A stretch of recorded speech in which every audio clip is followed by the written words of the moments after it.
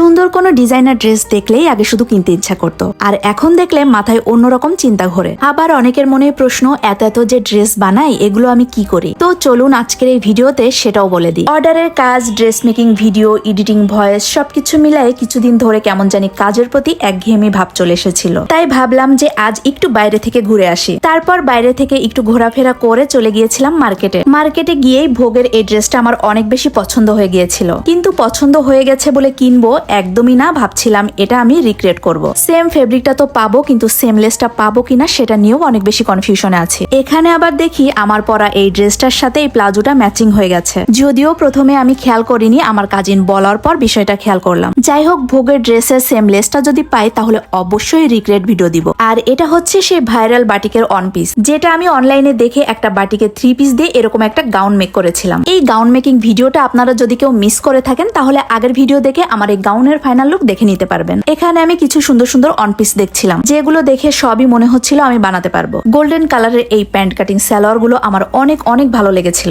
আর এগুলোর দাম এক একটা 1000-1200 করে।